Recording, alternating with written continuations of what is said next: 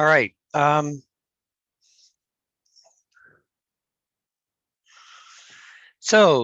This is Reverend Charlie Arp, the commie preacher. This is a Church of the Revolution live stream on YouTube. I will be joined shortly by C. Derick Varn. C. Derick Varn is a Marxist poet and educator in Utah, Salt Lake City, but he's been all around the world, South Korea, Mexico, Egypt, has a breadth of international experience. So I'm glad that he's willing to have a conversation with me about religion and Marxism. I don't see this as a debate, although we will likely have some areas of disagreement, but in the past, I have found that he is worth discussing these issues compared to some people, some Marxists who literally won't have a rational conversation about religion. And that's what I want to do today. So as I wait for Derick to show up, bear with me a second. I should still be in the stream, but maybe not. I don't know.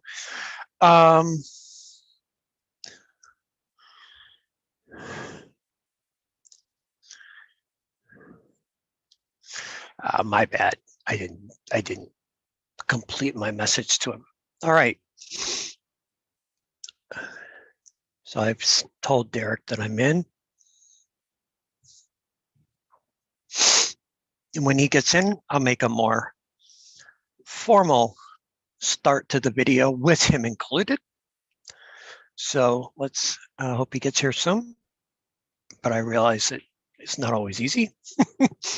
Technology tends to have a freaking mind of its own, right? Because it's artificially intelligent, they say. Somebody said, some joker at Google said he completed it, actually created an artificial, a conscious AI, which, yeah, no, he didn't. But at any rate, you know it's coming, or do we? It may be in principle impossible, am I right? We don't know. We won't know without trying. So I say keep trying, but, you know, be ready to kill the Terminator. Anyway. All right, Derick, I hope you saw my message.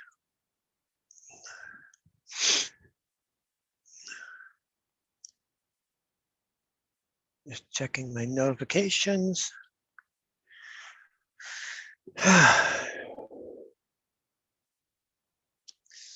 And if he can't make it, you know, it'll just be me. We messaged briefly over an hour ago, so I'm pretty sure he's ready to do this. He just may be away from his device at the moment, and it will take him some time to notice my invitation to join the stream. All right. I was hoping to do a little tech checkup, but we'll have to do that in the moment because I can reverse. I don't know that I can reverse. I hope I'm coming across not reversed. That happens sometimes. It looks not reversed to me, but I have found that sometimes when it looks not reversed to me, it's actually reversed to other people, to the viewers. So if I am reversed, let me know. I actually will go to that reminds me that I'm going to open up my YouTube page so that I can see. Let me just check and see if there's somebody in the waiting room. I don't see anybody. I'm going to turn the waiting room off so that Derick can just come in. Oh, it won't let me do that. All right.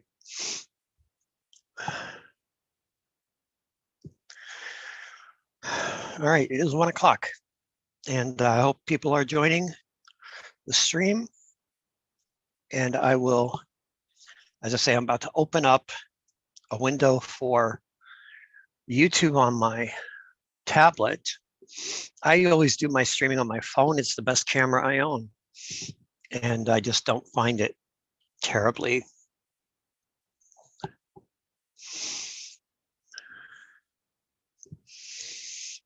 I don't have a better camera option other than my computer.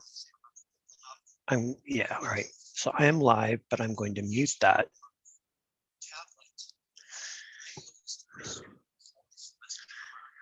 So Derick, when you get here, let me know.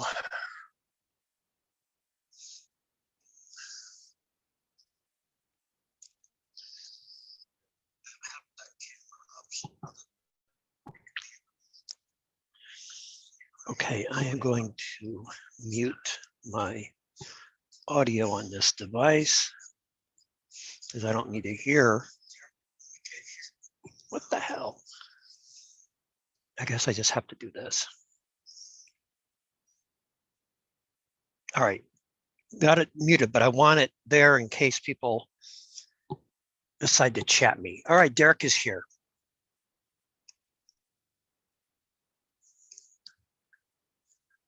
At least I tried to admit him. Oh, there he is. Hey, Derick. Probably getting situated there. Let's go to dual screen view, even though that means will be small pictures for our YouTube audience. But I tried a couple of other platforms, and this was the one that was going to work for today. So Derick, just say hi when you're there. Hey, hello. I see you. Hey, how are you today? I'm okay. All right, so I've been chatting for a minute or two, but I'm just gonna like do an actual intro, maybe trim that other crap. Do I look reversed? Am I like correct? Like everything reads right to left to you on my? Yeah, it reads correctly. Yeah, I've had that happen in Zoom meetings where I'm flipped, and I don't know why it happens sometimes. All right, that was my only worry, was that. All right. Well, hey, everybody. Welcome to the live stream on YouTube. My name is Reverend Charlie Arp, and this is a Church of the Revolution live stream. And of course, as always, our motto is Jesus is a communist. And I have invited my mostly Facebook friend. I think we've literally had maybe we have one podcast a few years ago that we did together, but we've interacted a lot on Facebook. And I've recently been having some random conversations about religion and Marxism, and how basically, if you're religious, you cannot under any circumstances be a Marxist, which I think on its face is nonsense, but people are hard to budge off of that position once it becomes ingrained. And so that's sort of the initial reason I wanted to have a conversation with you, because I know you have a little more capacious understanding of religion, although we disagree on religion. So, and I think that in these times, we really need to think clearly about religion and the left in general, but religion and Marxism in particular. So that's my introduction to the topic. I've said here that you are a poet and an educator based out of Salt Lake City, but of course, you were in Korea when I first really encountered you, and Right. Then you went to Egypt and then Mexico. So you've been around. You're a world traveler, and not just a traveler. You have lived in other nations for a significant amount of time. So yeah, I was out of the United States for about 7.5 years. So. Yeah. So, and you are sort of, I guess you're still involved with Sublation Media. Is that correct? Yeah, iffy. Okay. So you were involved with the predecessor, so to speak, of the Zero Books, but then Zero Books got bought out and everybody fired, and so you were homeless, and then our mutual Facebook friend Doug Lane, your more real life friend Doug Lane, launched Sublation Media, and so you're sort of there. I write for their magazine occasionally, and I will go on their show. But Doug and I had a professional break actually before Zero was bought out. Yep, so. I remember all that. It kind of happened publicly. So, and it wasn't the first time that it happened, actually. No, I mean we had a professional break before Doug became the publisher of Zero, and in fact we didn't speak to each other for several years over that one, and that one was probably actually a smaller thing, but yeah, right, because this is a little more, as I understand it, it's somewhat over the sort of anti-woke tendency that Doug has, maybe, that seems to have gotten more pronounced. It has to do with what I see as taking sides in the culture war on the terms in Right. which the culture war is given and not on Right. our terms. Right. Sometimes Doug and I are actually fairly close in our critiques of this, that, and the other, but I don't think, for example, the big dividing line was why are you stepping into the Chappelle controversy? Why are you stepping into this Right. Twitter Right. controversy? There's just no reason for a Marxist to do that. I mean, I think there is a reason, but I agree that the way he was doing it was essentially giving coddling too close to reactionary people, and I have no interest in reaching those. I mean, I should say I have no interest, because hey, we're talking about religious people today, and a lot of them are reactionary. Yes. All right.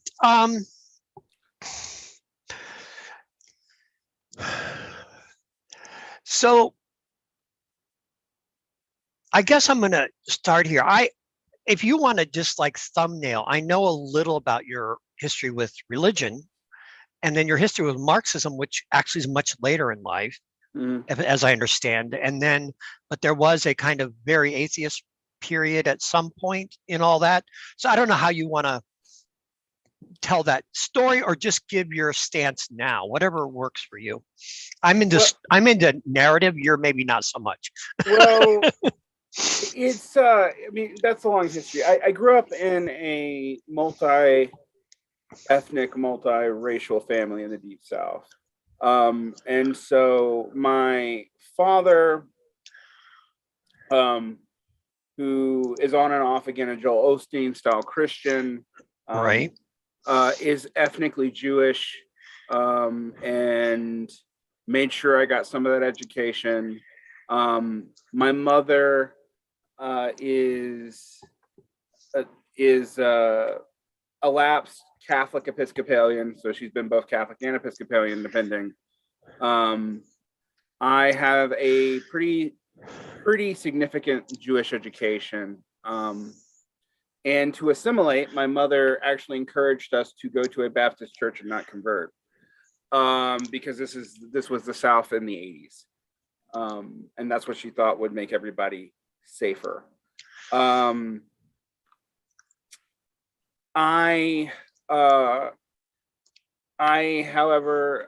my father experimented with a lot of religions, my biological father. And I ended up being exposed to Cambodian and Sinhalese form of Theravada Buddhism. And I was not brought into it as a Western convert. I was brought into it as as a non-ethnic, but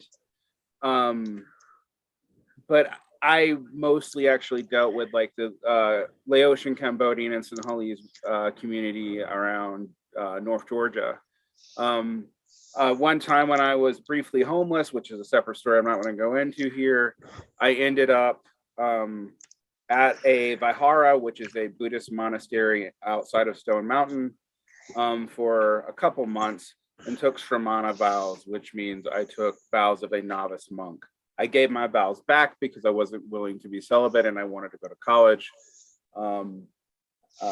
And so you can already tell I come from a very complicated religious background when it's very abnormal for the region in which I grew up. So there's a lot of tensions there.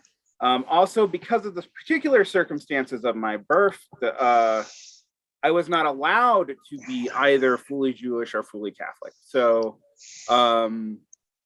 what does that mean? Well, it means that my father is where my ethnic Judaism comes from. So while Reform Jews assess me, conservative and Orthodox Jews do not. I do not meet Jewish. The whole problem is like, are you Jewish from an anti-Semite perspective, or are you Jewish from a halakhic perspective? From an anti-Semite perspective, I am. From the standpoint of Jewish law, I am only if you're Reform. And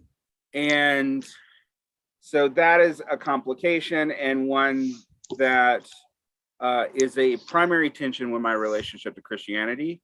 But because my father was ethnically Jewish and was practicing Judaism at the time that my mother and he conceived me, the Catholic Church also at the time would not christen me and baptize me because of some stuff that happened in the 19th century, and they didn't want to risk forcing conversion on a Jewish child.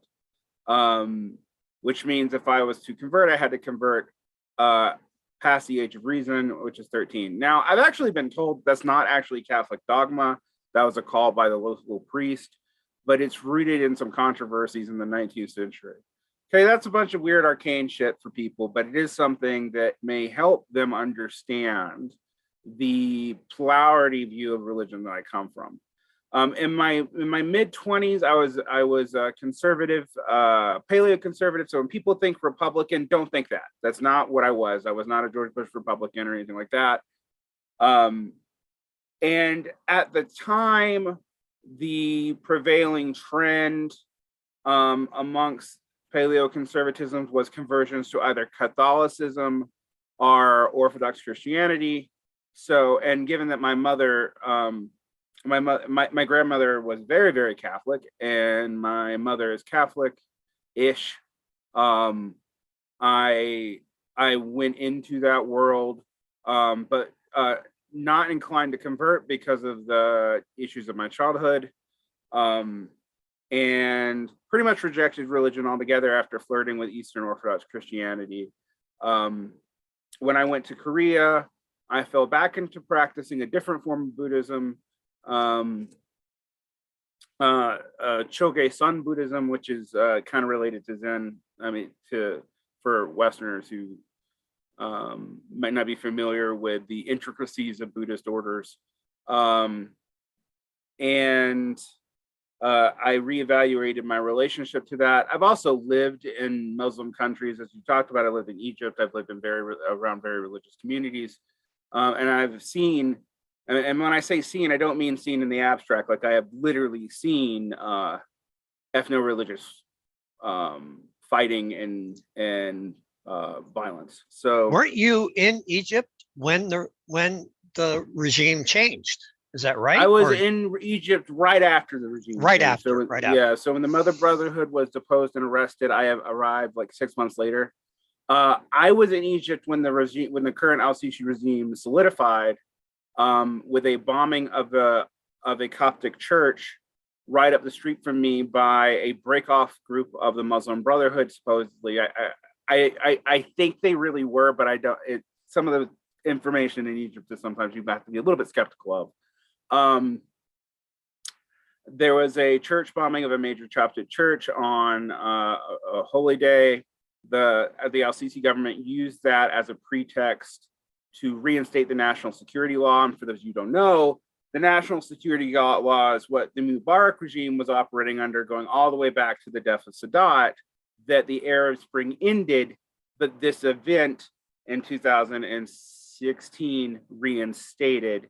And it literally happened down the street from my apartment. So I was kind of there for that.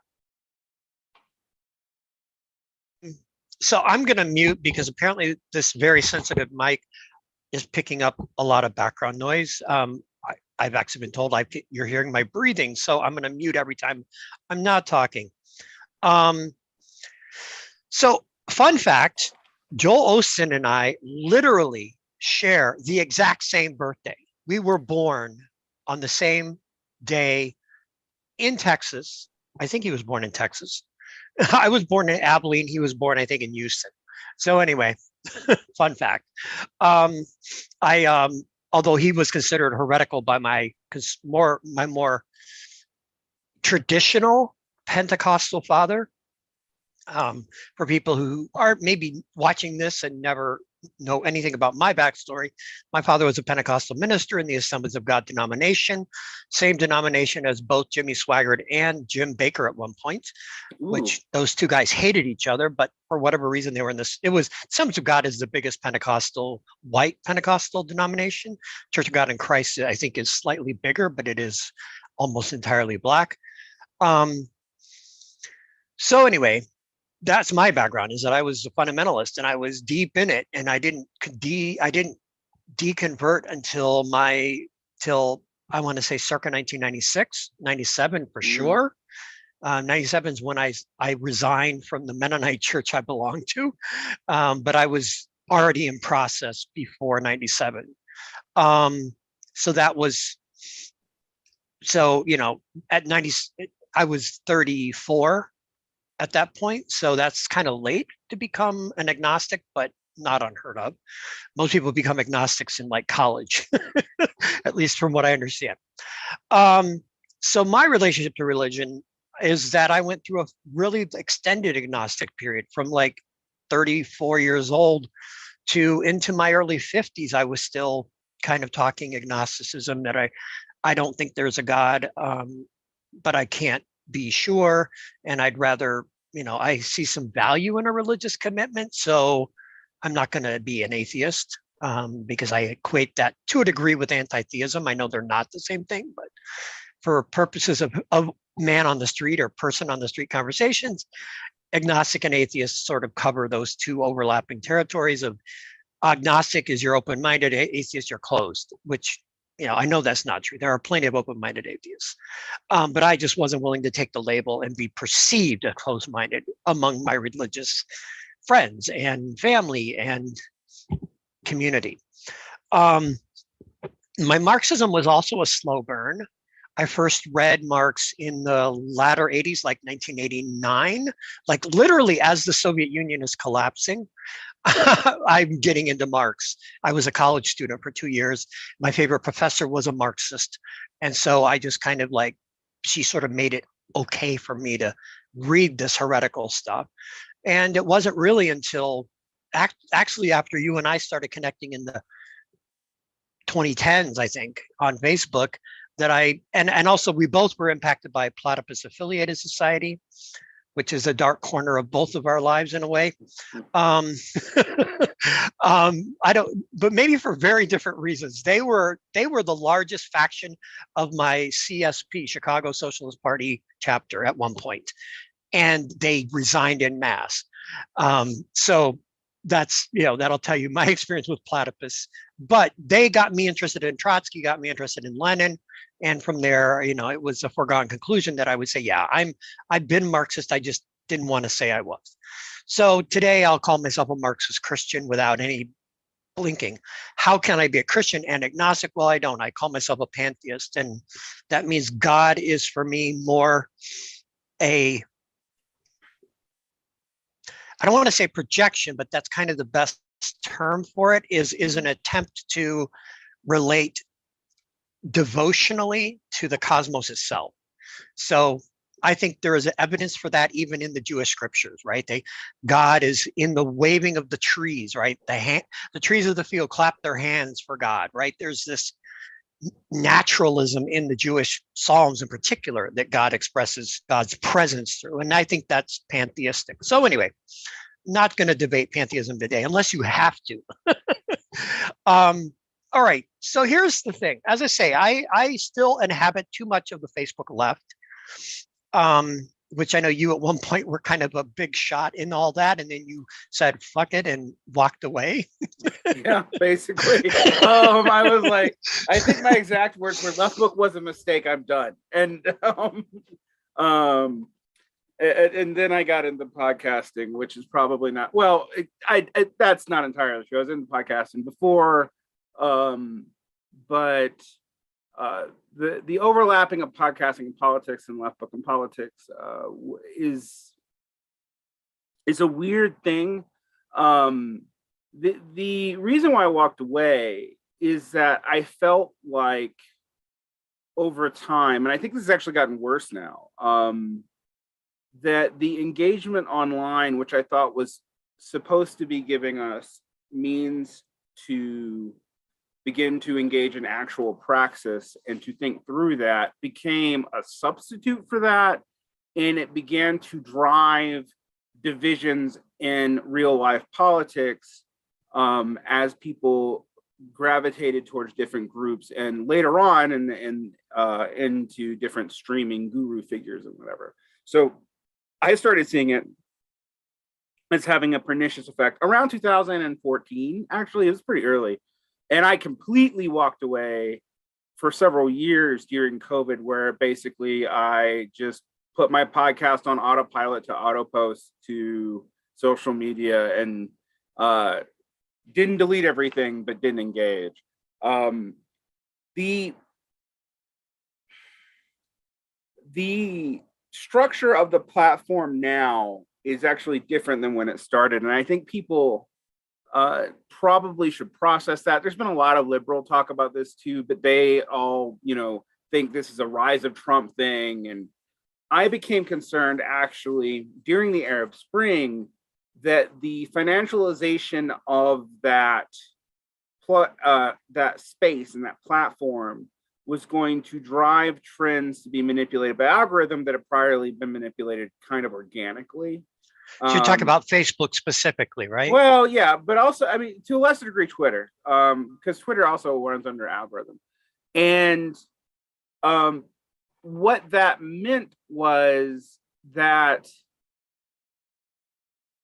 one, organic political ideas were harder to spread unless you were incendiary. And that was because the algorithm was programmed to do that. And two, there was also another feedback loop where there are certain scenes and IRL scenes that would like really mess up the left organizing in other places, even though it wasn't related at all. So like we were constantly inundated in the personal drama of leftist and left media figures from New York and the Bay Area, and to a lesser degree, Chicago, but mostly from New York and the Bay Area. Not in the sense that like, it's Bay Area, New York drama, because in some ways it doesn't matter. It's more in the, it was tied up into these personality figures that when they had clashes that were personal clashes, it would start affecting their politics. And you saw some people take some wild political turns based off of the intersection between drama at home and drama on Facebook. Now, that historically would happen without Facebook, but I began to feel that it was being exacerbated. So these are natural human traits. This is not something like fractious left people being unable to separate their personal and political lives is the history of politics, probably going back to Mesopotamia. But 100%. The way it was being exacerbated by algorithmic forms, and we now know this. I was suspecting it in 2015. We now know it was being done to keep people on the app, constantly checking, constantly engaging. And I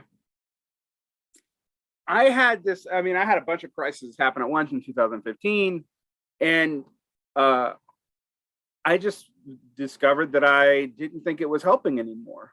And what it was really propagating as far as left thought is you would see these revivals of forgotten figures. One thinks about like who in 1996 in an English speaking world who would have referenced Amigo Bordiga? Nobody. Like who would have referenced Lin Bao and again, nobody. These were not known figures, and they weren't referenced even then. I mean, even then in a sincere way. And to bring it back to religion perspective, I started seeing these people as being like totemic ideological markers that didn't really mean anything.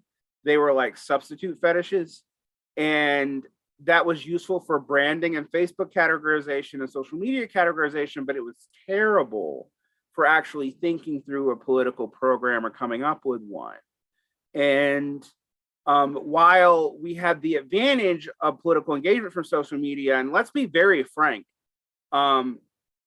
material conditions changing on the ground in 2007 plus social media is why we had a global dialogue emerge about the left.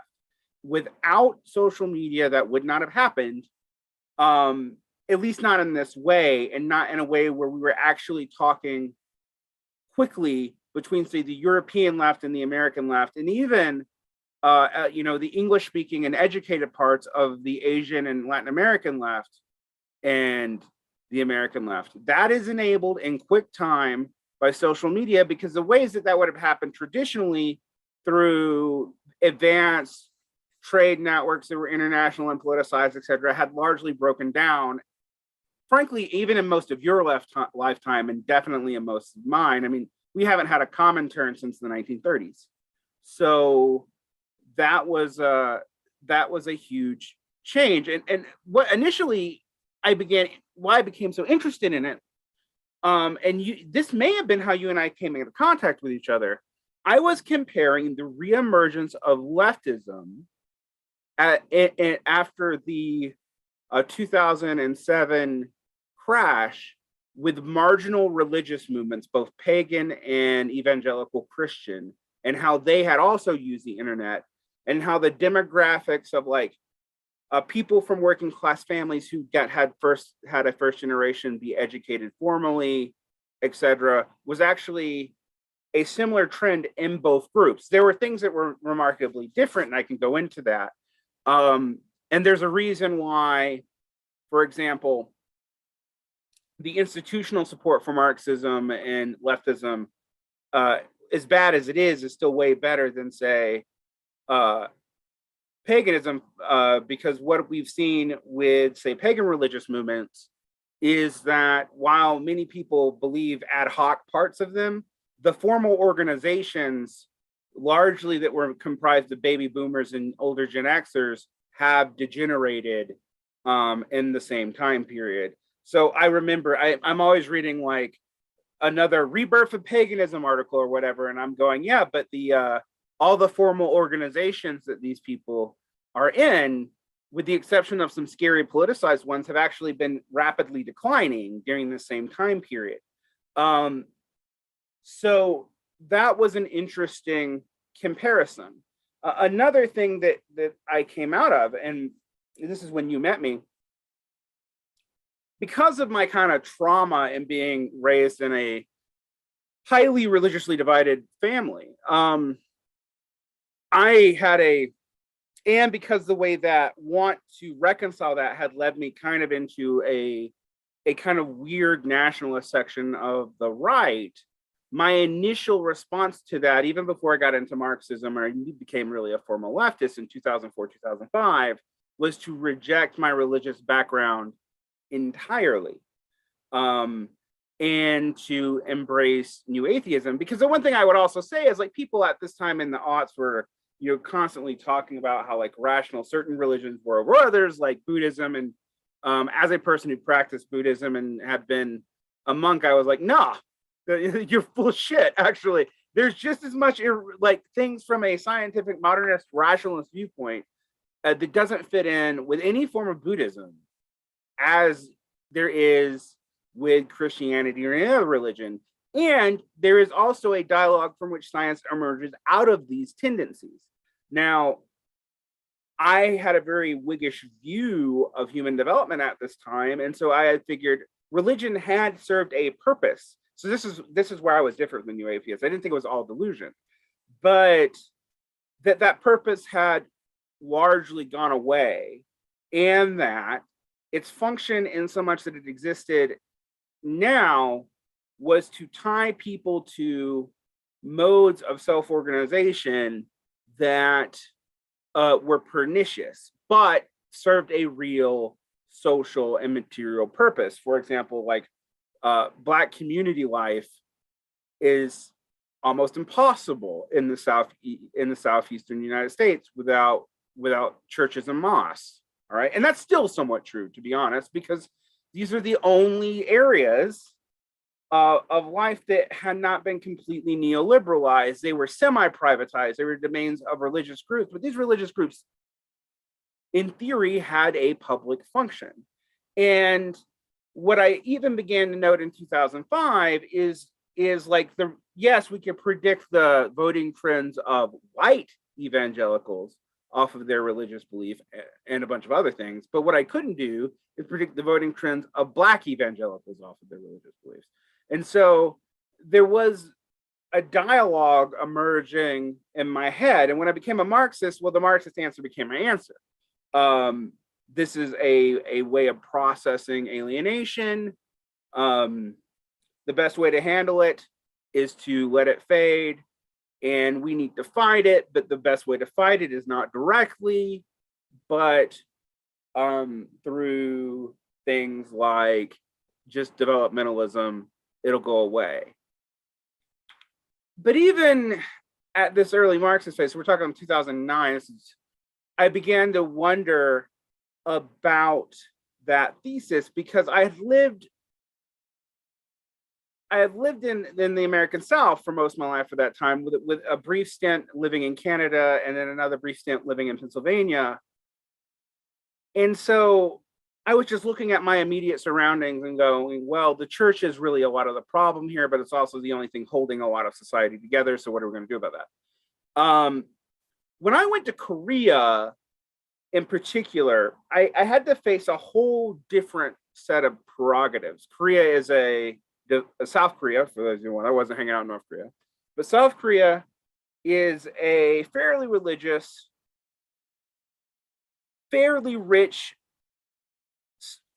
relatively egalitarian compared to the United States society. And it's about a third Christian, a third Buddhist, and a third secular or whatever. And what I kept on having to deal with in my encounters with Korea is that secularity did not equal scientific rational thought at all. Like, and in some ways, actually, it led to more and less predictable superstitious thinking. And then during the same time period, I also began practicing Buddhism again, mostly as a therapeutic sort of thing. This way I kind of was adopting a Western attitude towards it. And was dealing with the fact that there are real benefits from this form of community and this form of organization and these kind of social ritualized ways of life that I had not seen suitably addressed in the secular world, and that secular attempts to do so, such as like the humanist chaplain movement, felt very hollow. And I would say this as a person who will every now and then go to a Unitarian church, no offense to you, Charlie, and feel like I was going to liberalism, the religion, and it felt like a support group with kind of crappy psalms for the religiously confused. And, that's sort of when my thinking about this started to change. It doesn't mean that I think the dogmatic assertions of the religious should be taken any more at face value than the dogmatic assertions of anybody. And nor do I think they should be inherently respected. But I do think we have to deal with the fact that these modes of engagement, these modes of understanding the world, and these modes of community building are based in the way people understand the world. And if you try to sever that directly, it brings out the most reactionary parts of the religion. And I think you and I both came to a similar conclusion when I was talking to you. One of the things that I think that's funny is I probably take dogma a little bit more seriously than you do. You being a preacher and me being, a dirty commie. I mean, you're a dirty commie too, but still. But one of the things that I began to realize about the historical emergence of dogmas and whatnot is that these coherent views of religion are usually constructed after the fact, and they're not actually even all that related to the way most religious people experience the world. And if you come to a religious person expecting them to be logically coherent, even from the standpoint of their own theology, you are going to be sorely disappointed. And unlike a lot of atheists, the fault is partly on you, not them. Now, yes, I mean, I am a person who pushes for consistency and coherence in thinking, but most people, most of the time, are not served by trying to make every element and emotional inclination of their life make coherent sense from a rationalist standpoint. And by a rationalist standpoint, I do not mean the secular humanist standpoint. I just mean rationally, logically consistent based on a set of premises. So, for example, I would also apply this to people who want us to adopt, say, a Thomistic worldview, like Lester McIntyre, a thinker I actually really respect, but no one's going to adopt the holistic worldview of, say, a 13th century Catholic monk, because the context for that is not there. And if you really dig into it, it's also not as coherent as it looks. So those are the things that really changed my thinking about how we deal with religion, religious people, and if a Marxist can be religious. And my answer became, if you're going to meet people where they are, and you're going to assume that people understand parts of their own lives and their own emotions, and that you are not totally somehow intellectually superior to them, you have to take some of these claims as at least valid ways for the way people look at and understand how they build communities and hold themselves together. And once you look at that, yeah, you can see that most of religion is a power game in the way Nietzsche describes, but it's not all that. And so looking at how you process and deal with that becomes very, very important. The question becomes for me, is what is the grounds on which you would say, what is the line of which you have to say this has to be excluded, this thought or social formation is too hostile to this other thought. And this is where I think some of our debates came around, because I do think there are certain Christian inclinations, at least in Orthodox creedal Christianity, and for your viewers who, I mean, a lot of, if you're Unitarians and Quakers, that they're not Orthodox creedal Christians anyway. So this is not a problem for them, but you're going to come straight into a wall on certain issues. But then there are other issues. You take the example of the history of abortion debates. That was a niche issue for the reactionary parts of the Catholic Church for most of the 19th and 20th century. Yes, Christians have been hysterically, highly discouraging of abortions. Totally true. But going all the way back to probably the 3rd and 4th century CE. But the absolute ban and it being seen as one of the moral issues to die upon is a result of first papal encyclicals, and then weirdly a deliberate coalition building by the John Birch Society and related evangelicals in the 1960s and 70s, which shifted the focus from abortion being a way tertiary issue to a primary issue in response to Roe v. Wade and to the Civil Rights Act and the Civil Rights Amendment, which has never passed, and people like Phyllis Schlafly don't want to be passed. That said, it's hard for me to imagine a Christian worldview on abortion that would accept it in the way secular leftists would like.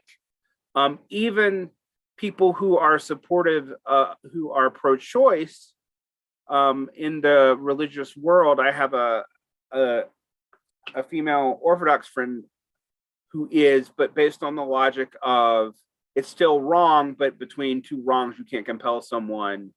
Like it's like compelled care. You can't compel someone to give care, so you can't compel someone to carry a baby. It would be ideal if they did, et cetera, et cetera, et cetera. Now that can get you to the legal conclusion that you want someone to have, but it's not going to get you to the moral and cultural conclusion that like a lot of secular leftists would want to deal with. And so you have to decide what's the line on the way you're going to handle these issues. And these issues vary wildly. I mean, there's some kind of really interesting ones, for example, on if you're from a Buddhist culture, the culture wars are going to be less pronounced and very, very different. But there are those there too. Yeah. And there are those in the Islamicate world that are going to come up. And I don't mean in the way like new atheists who really like to use Islam as a kicking boy in the aughts because of a bunch of wars think, but there are going to be issues with like how you deal with hadith and how far that can be allowed to, what you think is going to be acceptable in a pluralistic society, that aren't going to be answered by simple, everyone can get along rhetoric, because in a real sense, that's not really possible. All right. Thank you, Derick. And you covered a lot of territory, and that's good, because I like that your mind works similar to mine. Each topic implies every other topic. Right. one of my I don't know how familiar you are with Carl Davidson, but he lived in Chicago when I was becoming leftist, and was fairly active in organizing the left here in Chicago. And he would always say that that is the definition of left-wing philosophy, is everything is connected to everything else. So I'll just pick up on abortion a little bit, but then go a little more back in the direction of this religion and Marxism. I would have said, until Dobbs, and there's a funny story behind this, I would have said abortion whenever. Just it's not, and by that I meant, of course, a doctor consulting with a patient. I didn't mean a woman can decide to kill her baby a day before it would have been born. That's not the point. The point is that I think it's a medical decision, whether it's safe and whether it's viable. And late-term abortions are almost always life of mother situations, saving the life of the mother. So they fall into a special kind of category. With this view, Dobbs happened. I was in Chattanooga, Tennessee, of all things. Well, actually, the day after, I was driving to Chattanooga, Tennessee for a mountaintop wedding. Beautiful, lovely, right on the Georgia border. And I was talking to one of my friends who'd been in England the previous 3 years. And he says, yeah, it's interesting. There's no debate in Europe about this. 12 weeks. And after that, you have to get special permission to get an abortion. Up until 12 weeks, no questions asked. And he says, and everybody kind of accepts that. Which made me think, okay, well, if I were to legislate this thing, which that's part of the problem, is there's no federal legislation. It's all a patchwork of states.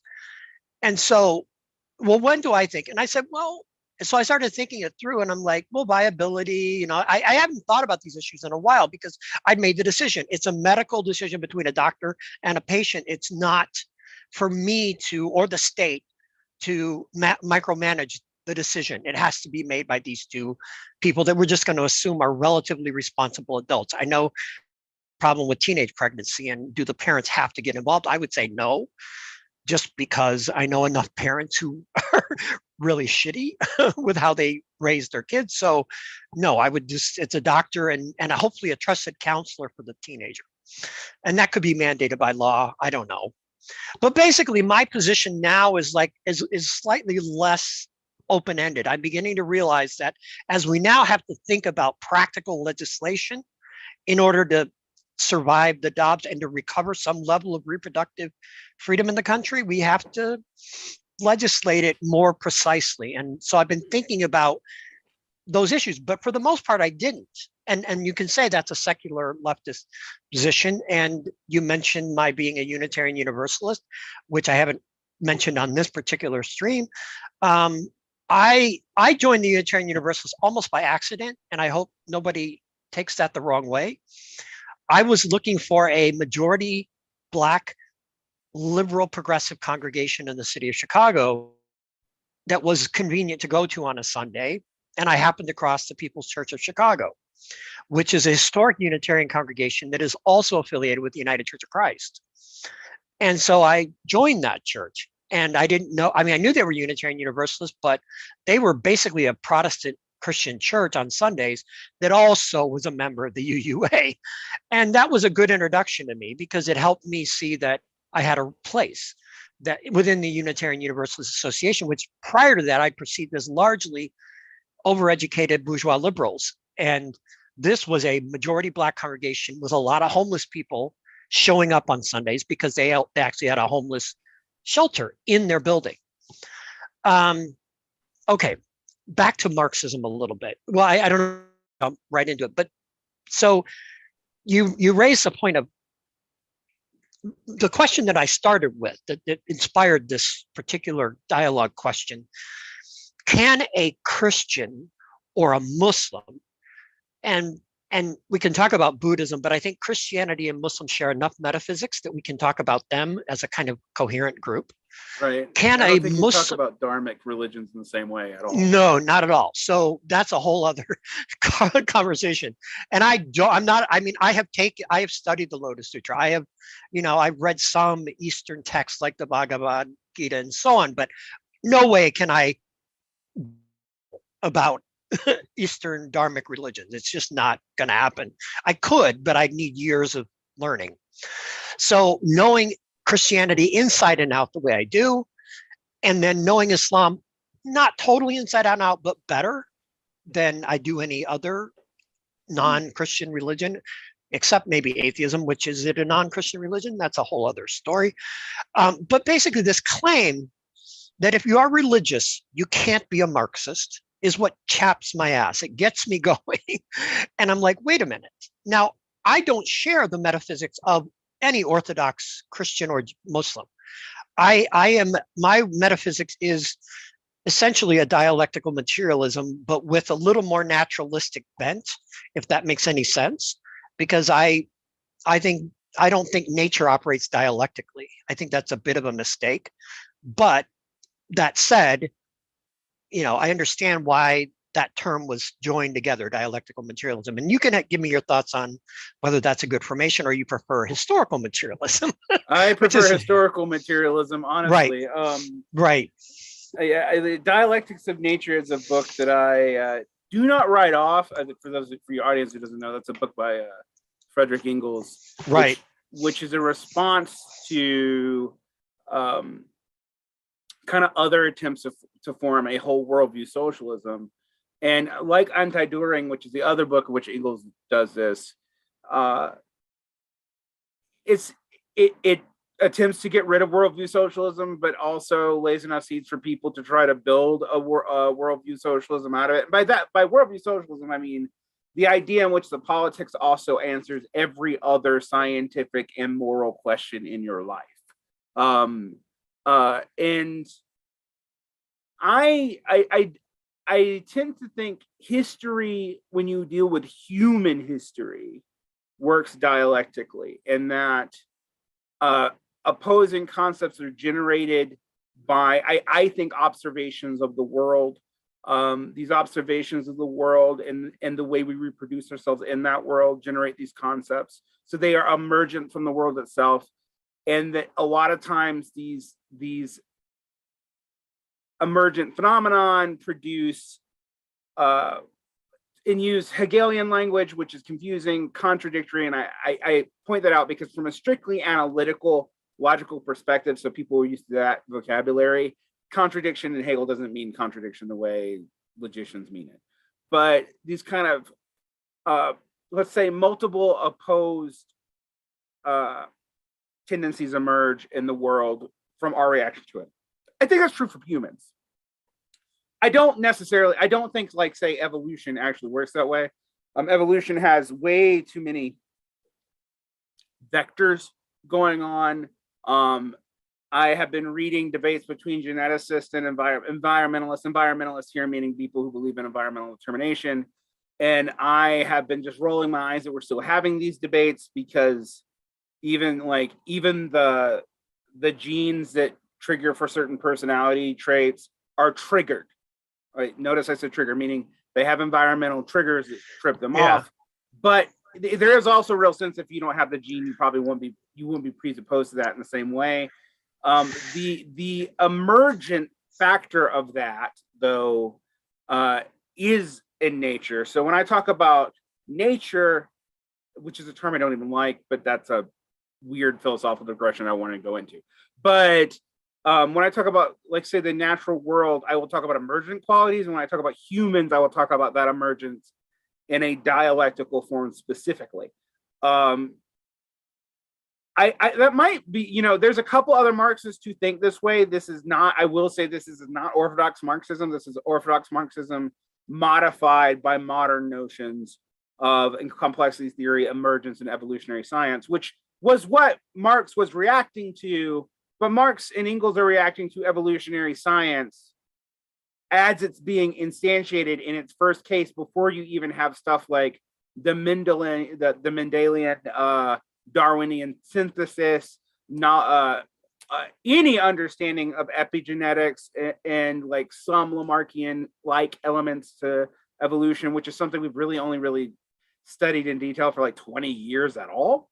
And this, that, and the other. So what you begin to see here is I don't love when socialists try to like be like, here's dialectics of nature, here's anti-Dering, here's maybe something by Lenin, and go at it. You have a worldview. From studying Marx almost at a religious text level, to be honest with you, I have come to the conclusion that there is a core coherence to Marxist thought, but it is not an entire package like that, even though Marx was concerned with things larger than just politics, or just economics. And I'm gonna pick up on that note there, because that's very similar to my own engagement with Marx in the early stage. Because I was, as I said, I had this professor who was an atheist, who was Jewish, a Jewish atheist. Gee, what a category. Jewish atheist Marxist? Who knew? Gee. Also, she said Heidegger built her fortune, which means she did her dissertation on Heidegger. So she's smart human, and just like impressed the hell out of me, and was willing to not belittle this Christian evangelical who was trying to struggle towards some kind of socialism in her classes. So anyway, but at the same time, this was the height of postmodernism. And the first place I encountered Professor Bartke, that's her name, Sandra Bartke, may she rest in peace, and in power, did a seminar on postmodernism. So we started off the class with Richard Rorty's Mirror of Nature, Philosophy in the Mirror of Nature. And then we went to Foucault, we did some Derrida, we did some, we didn't do Lacan, we didn't do some of the others. It was really about Derrida.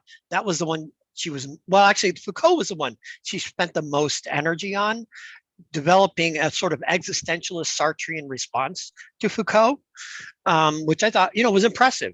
I remember her summarizing it as, many things are true of me, but nothing is true of all of me, or something like that. It was a Sartrean existentialism saying that Foucault's worldview was basically desiccated materialism. Okay. But again, the influence of like Rorty, and then through Rorty, I discovered Cornel West, which is a Christian pragmatist. And I'm reading Marx, but with pragmatism boiling in my brain, because it made a lot of sense, and realizing that if you just read Marx pragmatistically, you could hang on to what was important without trying to create, as you called it, worldview socialism. You could hold on to what is the pragmatic point of Marx, which is create a workers' revolution by organizing them into a unified social force. And then you move to the Leninist version of that, which took me a little while, but I eventually agreed with Lenin about how you unify the working class. But again, I don't go to Stalin or Trotsky for the rest of it. I think both of those streams are basically exhausted in the United States, if not globally. Although there are my Maoist friends who are still, India and Philippines. And I'm like, really? You think that the revolution is going to start there? But be that as it may, my Marxism from the beginning was heavily sort of built into a pragmatism, because I was still trying to hang on to some kind of Christian orthodoxy. Mm-hmm. And pragmatism gave me a bridge between dialectical materialism and Christian orthodoxy, because I could just treat both of them pragmatically. and decide, I don't need a worldview. Rorty was very anti-worldview. Even Cornel West is kind of anti-worldview, even though he calls himself a Christian. He's very clear, if you read some of his stuff, that even Orthodox Christianity holds at a sort of distance through his pragmatic lens. So where does that leave us today? Is a Christian who becomes a socialist through reading the book of Acts, which is a very easy thing. It's exactly what did it for me. The believers sharing all their possessions is socialism, isn't it? Well, no, but it's utopian socialism, right? Right. But from that, I said, well, if utopian socialism was, good enough for the apostles, it's good enough for Marx. No, it wasn't. But I'm making some jokes here. My point is that there are a lot of Christians out there with the story of Acts and the believers sharing all their possessions and Jesus saying a rich man can't get into heaven. And they're sitting there in their brains, but at the same time, their preachers are giving them this justification for why rich people are actually favored by God. And that's a cognitive dissonance that I would say literally every Christian in the United States carries within them, but ignores. And that is my strategy, is to center this cognitive dissonance within Christianity, within American Christianity, around what Jesus said and what the apostles said about wealth versus what American prosperity gospel, my counterpart Joel Osteen. So apparently I'm the zombie Joel Osteen. I say I preach communist prosperity gospel because I think there is, like I said, a cognitive dissonance at the heart of American Christianity around wealth.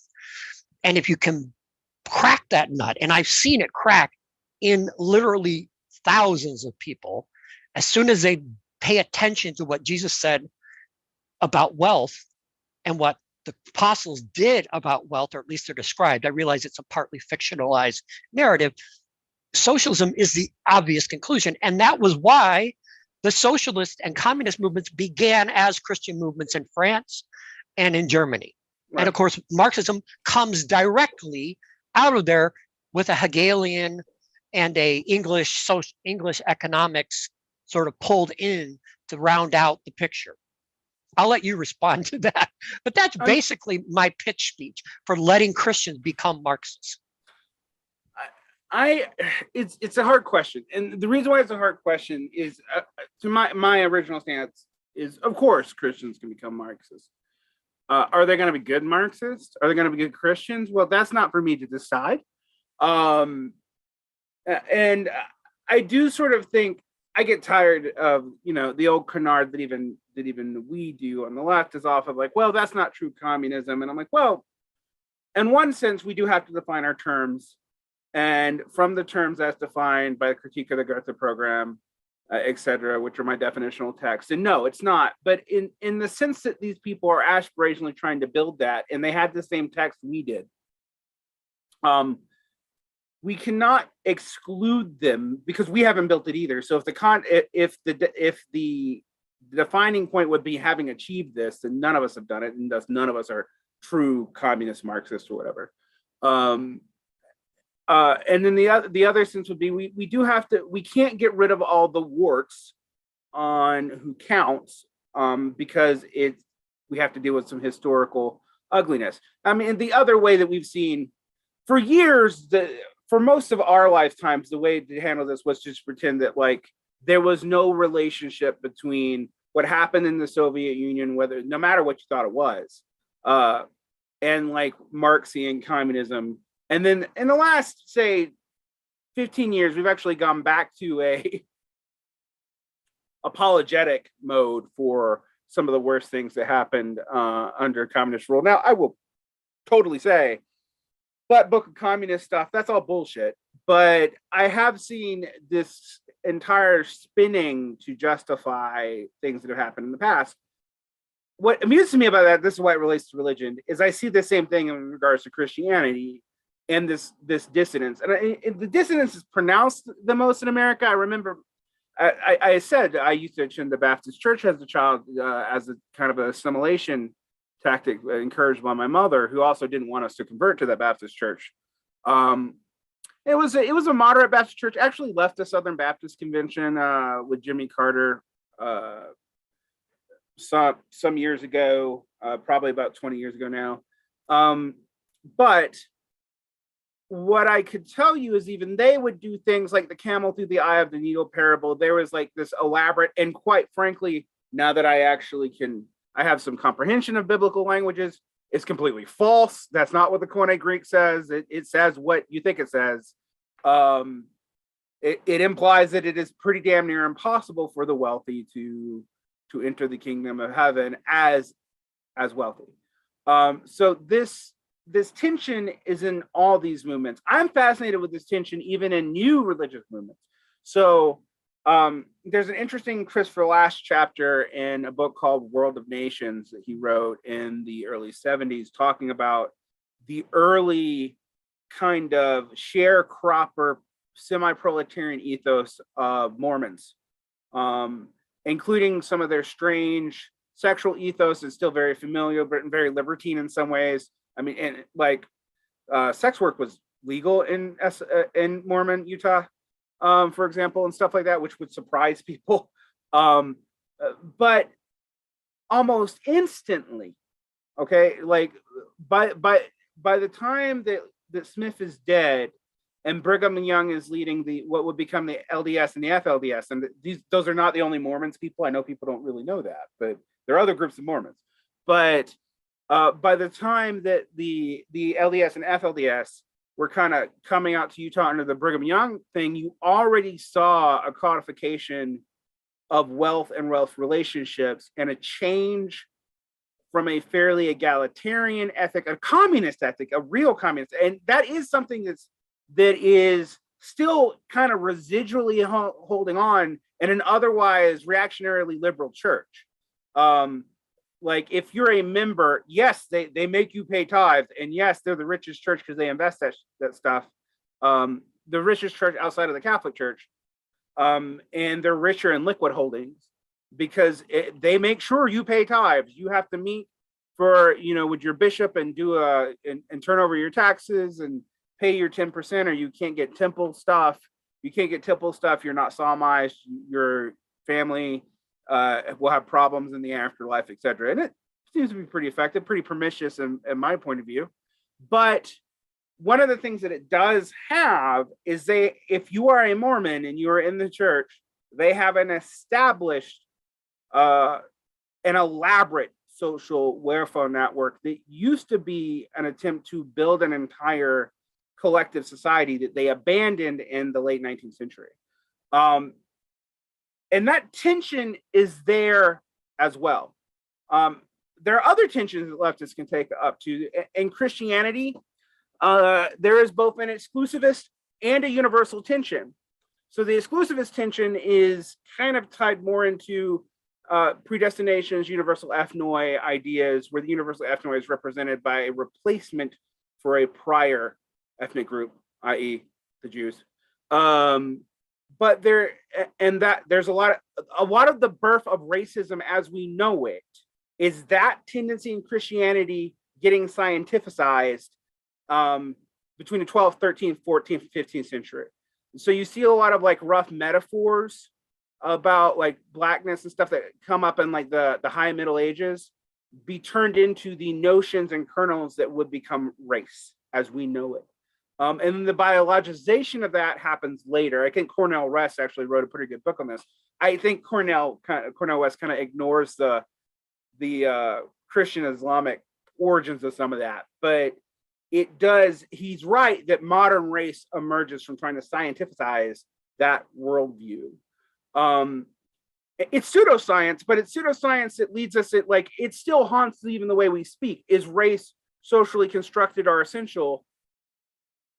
Ask anybody, including a leftist, and they will tell you it's socially constructed, but they will talk like it's essential because we haven't been able to reform our worldview enough materially for those legacies not to be there. Now, the best refutation of racialism is anthropological. And it's quite simple. There's more genetic diversity in Black Africans than there is in everybody else on the planet, yet morphologically, they're fairly similar. Ipso facto, race does not equal morphology, does not equal phenotype does not equal genotype. That, like, it's a very simple scientific equation, but we have to admit that the scientificizing of these kind of late medieval concepts that came out of political constructions at the end of various feudal societies in Europe and the beginning of transatlantic, transnational trades, both in goods and people, is how the whole concept came to be in the first place. I sometimes refer to the Christian-shaped hole. It is not that I think that Christianity is going to fix racism. It's that tension is there inherently in Christian thought. And you see this in the like ironies of even like I've seen Black liberation theologians in America talk about like white Christianity and refer to people like Anastasius, who is a probably fairly dark Egyptian, was not likely to be of Greek Egyptian origin. So at best he was Levantine, and he could have even been Black. And the reason why we don't think about that is because in the early church, that's also not important enough in early Christian thinking to even note. Like, yeah, they might note someone's nationality, and is they're noting their language and maybe what religious background they came from before they became Christians, but they're not denoting anything biological that we would think about normally. There is some talk of skin tones in the ancient world. There's some ancient Greek texts that refer to like black, white, and yellow, but yellow actually means German. So even then, it doesn't mean what we think by it. To tie this into the modern thing, if you're going to deal with religious, almost all these religions have such contradictions in their functioning. So I was talking to someone who like has a really idealized view of Confucianism and Confucian as leading to social harmony. And I'm like, in reality, in most Confucian societies, age and wealth dictate the same way to do everywhere else. And there is no responsibility downward. It's all upward. That is not what the texts say. So you can use the text to call people to live up to a standard that they're not living up to, but the standard is also the unjust standard is also justified in Confucianism. So these are the kinds of, these really are dialectical tensions in religion that a smart socialist can point out to encourage certain kinds of development and to meet people where they are. I think when you do this to somebody, though, you don't know where it's going to go. And so, for example, your own life is kind of an example of this. Like, you could not maintain old school Orthodox fundamentalist Church of God Christianity with leftism, but it didn't mean that you had to abandon Christianity as a whole or leftism as a whole. And I think we can't try to predictate what's going to come out of these changes of political thought and hopefully material conditions. Yeah, so I kind of set this for 2:30. I don't know if Zoom is going to kick me out or if YouTube's going to kick me out at 2:30. So I have topics that I kind of want to talk about. One is the future of religion and atheism, which is a big topic for me. And then the other is, now I'm going to blank on because you were just talking about it, but I was formulating my intervention here. Well, let me start with the future of religion. So, and funny enough, our mutual, I don't know if he's a friend, he's a part of Platypus, also a part of Sublation, Spencer. And I'm old. Spencer Leonard. Spencer Leonard. I actually quite like Spencer. So, yeah. I do too. He was my favorite platypi, but when I was in Platypus, he was mine too.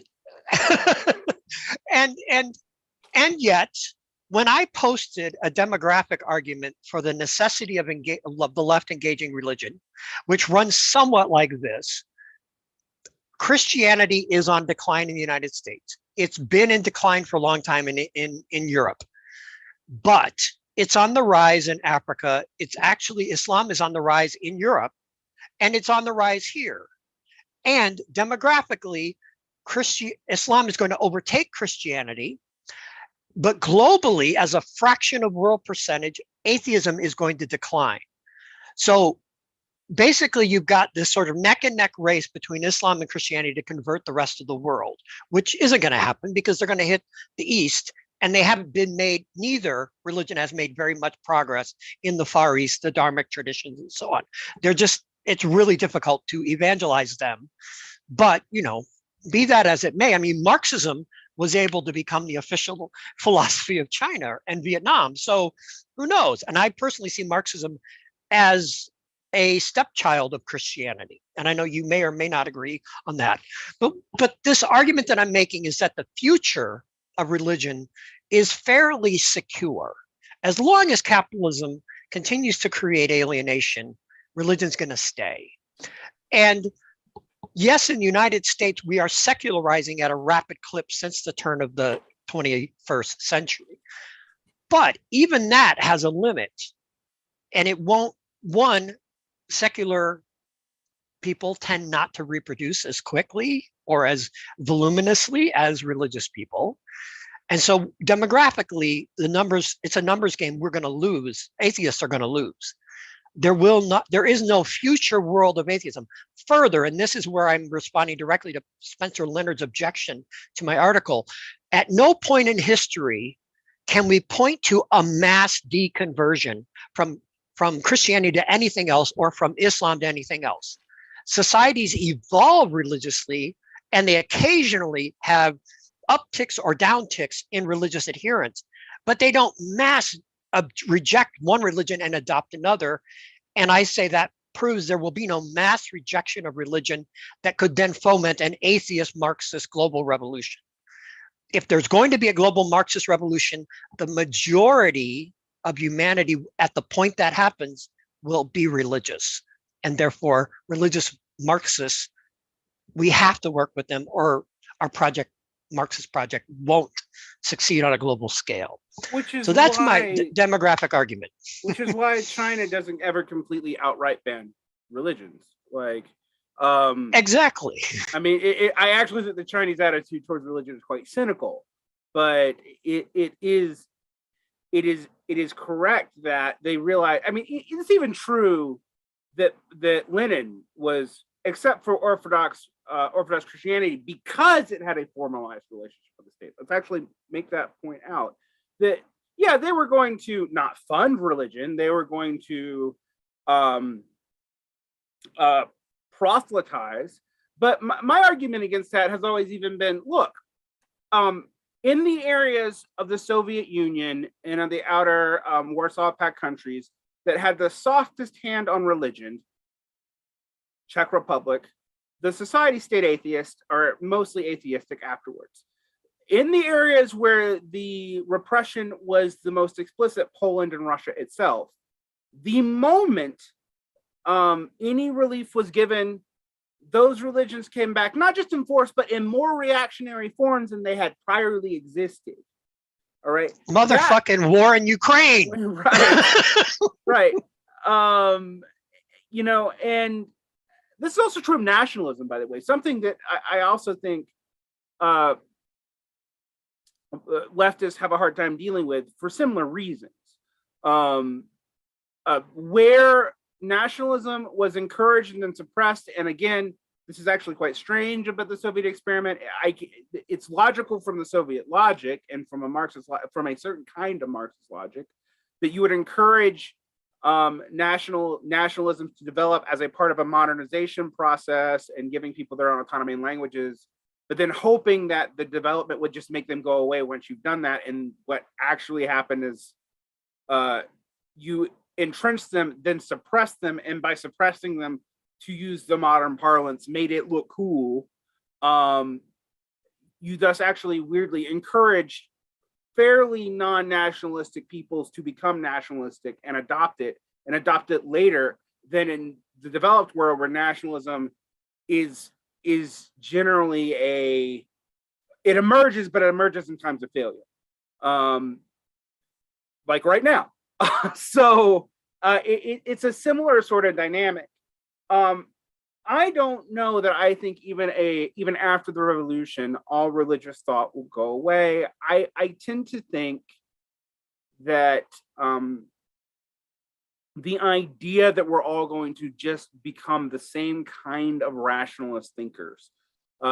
One, it actually mythologizes what rationalism is. And I mean, it's more than we can go into here today, but there are multiple kinds of reason, and we have to deal with that. And a lot of things that we call illogical aren't. And then, like, for example, I got really frustrated even before I became a Marxist with new atheists because of the way they talked about reason. It just meant good to them. It had no substantive meaning. And I actually got to piss them off would say stuff like, well, you use reason as a substitute for God, and that is a non-cognitive marker that you just attribute good things to. So sorry, I have to interject. That's shades of Gerard Winstanley, whose favorite term for God was sweet reason. I'm being literally correct. Gerard Winstanley referred to God as sweet reason. All right, go ahead. Okay. So for me, reasoning is a process. It's a bunch of processes. It's not something that like is going to merge and look the same way and lead to Enlightenment scientific thinking everywhere. I actually think that's a naive view of what the Enlightenment was too. In fact, this is you're mentioning our mutual friend Doug, but this is a difference between Doug Lane and I. I don't think there is one Enlightenment project. I don't think there is one liberalism even. And what I was going to agree with you with the caveat on Marxism being kind of a bastard stepchild of Christianity, it is because Marxism emerges as an internal critique of liberalism so strong it becomes an external critique, meaning kind of, I mean, in a way, analogous to the story told about the development of Judaism and Christianity. I say analogous because in reality, and I say this as a person who has a strong Jewish loyalty culturally, but modern Judaism develops concurrently with Christianity. It does not pre-exist it. The pre-existing Jewish religion is a religion that effectively no longer exists. Temple Judaism does not exist anymore. And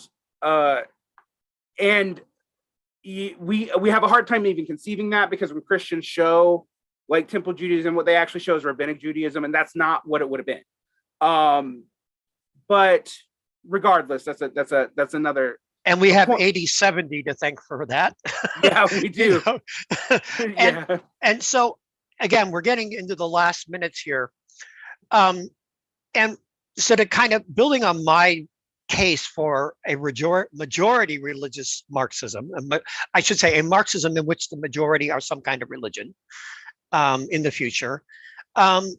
I kind of want to, I introduced the theme of global revolution, which I tell my Marxist friends, whatever your Maoism or your Trotskyism tells you about what a global revolution will look like, the fact is nobody has any idea what that will actually look like. I've been tinkering with a scenario in my head that I'm calling the Greatest Depression. You know, Marxists always predict depression's just around the corner, and then it doesn't happen, or it happens so rarely that we look like idiots. But until we don't.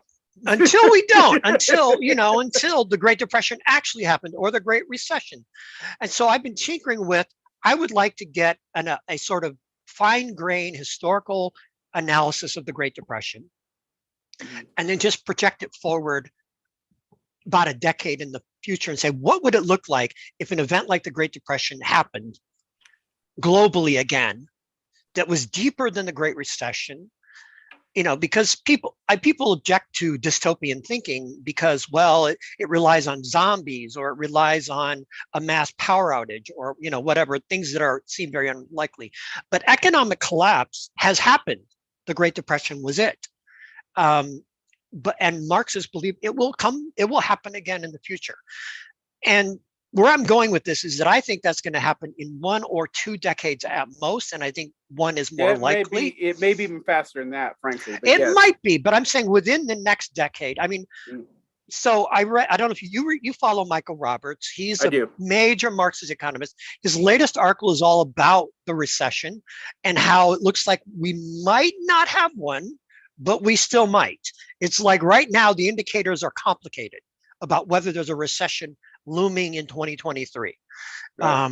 Because there's recessions tend to happen after Christmas. I don't know if that's true, but it feels kind of true because right now jobs are being exponentially generated in the American economy, and that's unusual for a pre-recession economy, for there to be this massive outburst of jobs.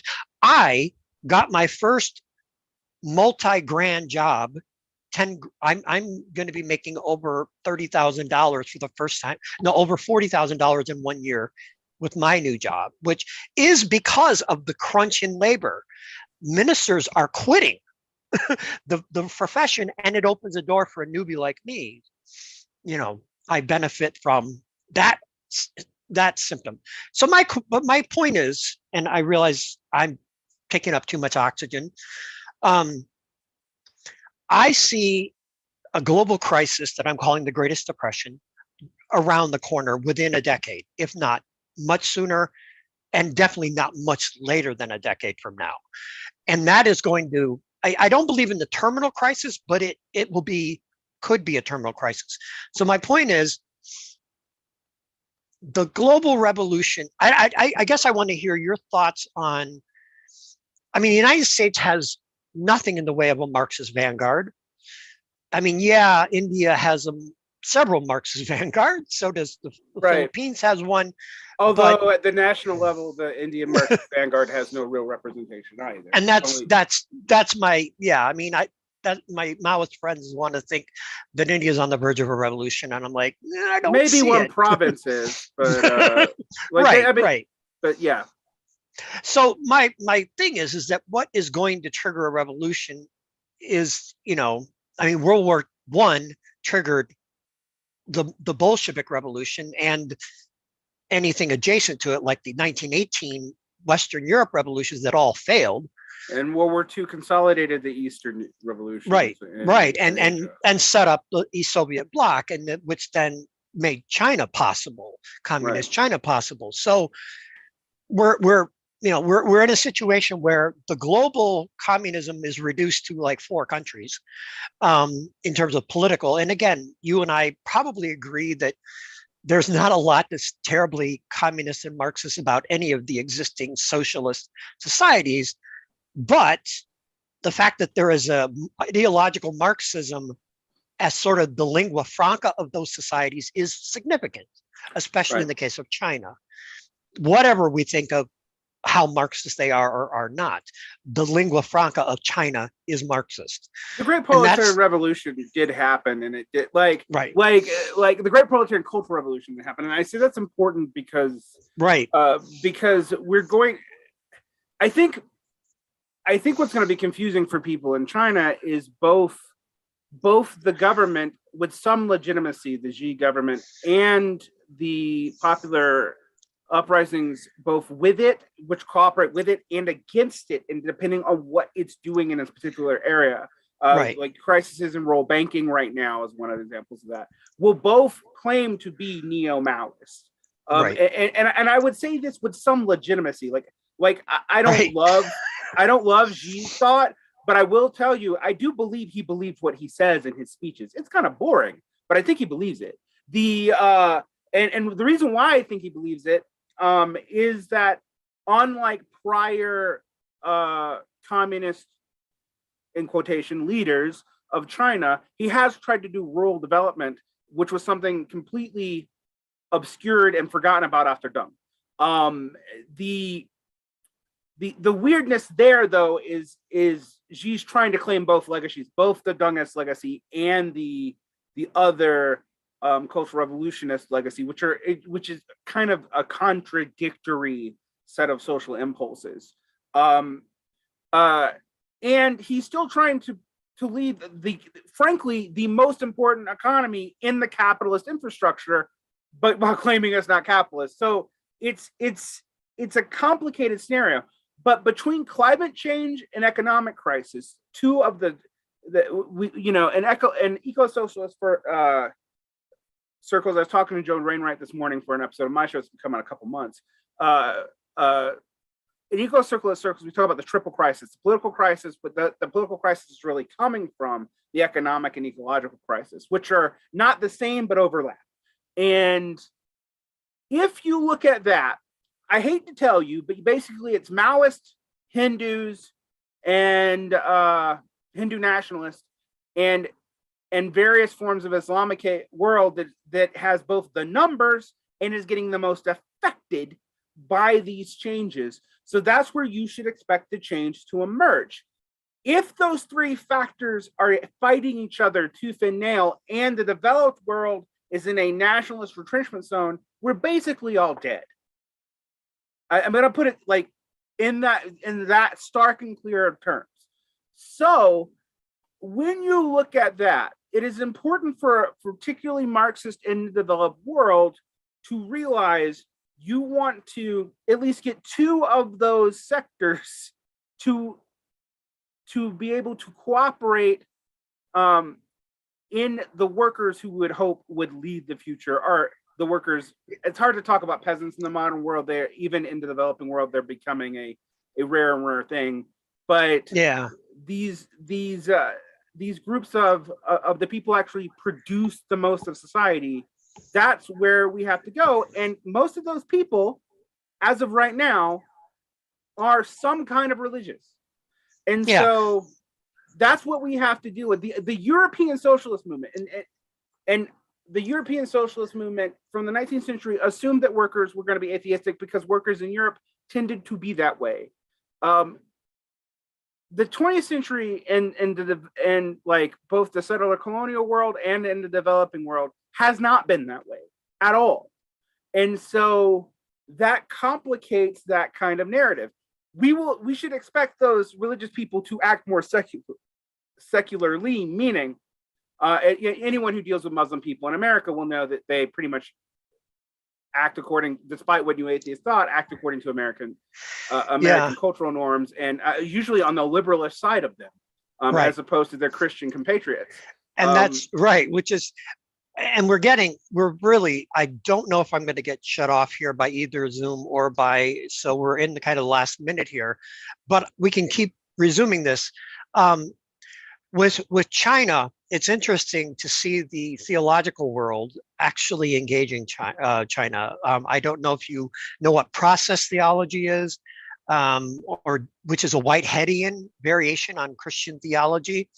And there is a significant group of these process theologians who are centering China-US dialogue and trying to like create mutual understanding between US and China, because they see that as the fulcrum. Now, they're a minority within the theological academia, but it's still significant to me that they see it, because I saw it, I see it, you see it, that this China-US nexus, which Biden is not handling very well, although he now has Ukraine on his, so his life is a mess. His regime is a mess. But anyway, all right, I'm going to do a little close of the show, but we can continue talking for a few minutes after that. So you've been listening to the Church of the Revolution. My friend Derick Varn, and I consider you more my friend today than ever before. So, that relationship is built one engagement at a time. He is a Marxist poet and educator in Salt Lake. I'm Charlie Arp, the social media instigator, pastor of the Church of the Revolution, which is a Christian Marxist project. We've been talking about religion and Christianity. It looks like we're not getting shut off, but I'm also have things to move to. So I'm going to give you a 3 or 4 minute last word here, and then I'll finish off. What would you like to say next? Well, even if you think that the future is not religious, engaging with religious people on the idea that you're coming in to wipe out their way of life entirely before you've replaced it with anything is a non-starter. And I have been reaching out to religious groups, and I've told people actually about this. Like, you want to deal with, like, say, you want to organize, you want to do social unionizing, for example, you have to deal with churches. You don't have to give churches anything. You don't have to give them special privileges, but you can't ignore them. And that means if we're getting this beyond an intellectual project, we have to be able to talk to religious people in a way that does not make them feel like we are out to destroy them, because we're not. All right. Like, and we also need to pick up on the parts of their own thinking that are contradictory and are contradictory to their own immediate needs. And the exact one is the absurdity of this prosperity gospel stuff, which is why that is one of the times where I will just go out and pull Orthodox Christian dogma and be like, no, like this is BS. I did this with Jordan Peterson. I actually argued. People thought I was very strange. I was at a Jordan Peterson conference, and I didn't really want to argue about Jordan Peterson anyway. But his stances on Christianity, I literally hit with, well, all your Orthodox creedal Christian friends who adopt this are heretics. And like, even though you're a heretic, you're even worse than a heretic. You're a non-believer. But even though you're probably a heretic from their point of view, even if you are a believer, you should point out that they are being as heretical as anything you are doing. Now, I don't love the concept of heresy. I think that kind of thought control is dangerous.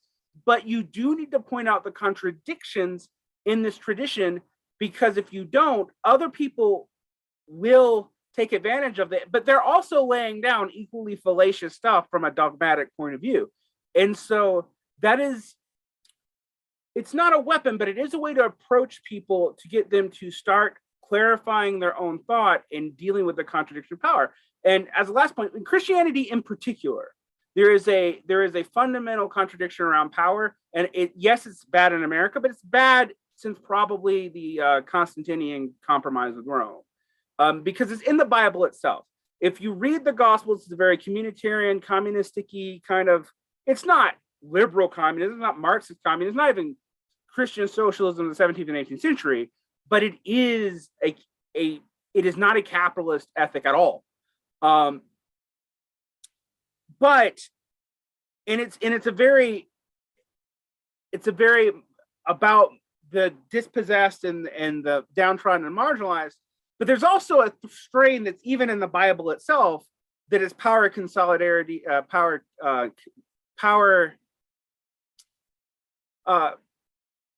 bootlicking. I'm just trying to use a nicer word, but it's bootlicking. And you can see this tension, for example, in the letters of Paul and the ways they talk about principalities and powers, even in some of the ambiguities of interpretation about what Jesus says in regards to the state. And that's something that you could pick up on. I would tell people to read a non-Marxist thinker, but a useful thinker on this would be the mid-century kind of Christian socialist quasi-anarchist Jacques Ellul.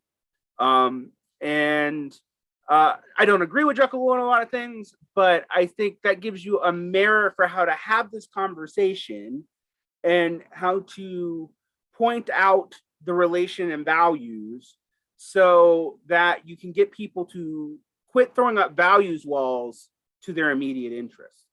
And you don't have to make them atheists to do that. And in fact, I think by trying to do that, you're probably making your situation worse. And that's all I really have to say about that. Thank you, Derick. I really appreciate you giving me a 90 plus minutes of your time.